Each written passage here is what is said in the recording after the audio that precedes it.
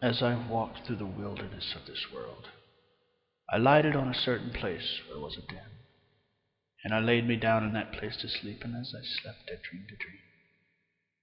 I dreamed, and behold, I saw a man clothed in rags, standing in a certain place, with his face from his own house, a book in his hand, and a great burden upon his back.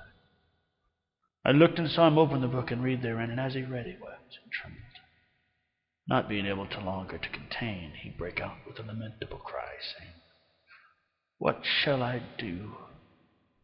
In this plight, therefore, he went home, and refrained himself as long as he could, that his wife and children should not perceive his distress. But he could not be silent long, because that his trouble increased. Wherefore at length he brake his mind to his wife and children, and thus he began to talk to them. "O dear wife," said he, "and you the children of my bowels, I, your dear friend, am in myself undone by reason of a burden that lieth hard upon me. Moreover, I am for certain informed that this our city will be burned with fire from heaven, in which fearful overthrow both myself with thee my wife and you my sweet babes shall miserably come to ruin.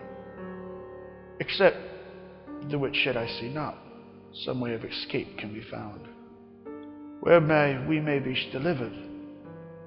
At this his relations were sore amazed, not for that they believed what he said was to come true, but because they thought that some frenzied distemper had gotten into his head. Therefore, in drawing towards the night, and they hoped that sleep might settle his brains, with all haste they got him to bed. But the night was as troublesome to him as the day. Wherefore, instead of sleeping, he spent it in sighs and tears. So when the morning was come, they would know how he did. He told them worse and worse. He also set to talking to them again, but they began to be hardened. They also thought to drive away his distemper by harsh and surly carriages to him.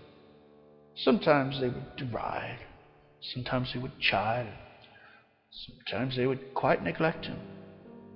Wherefore he began to retire himself to his chamber, to pray for and pity them, and also to condole his own misery.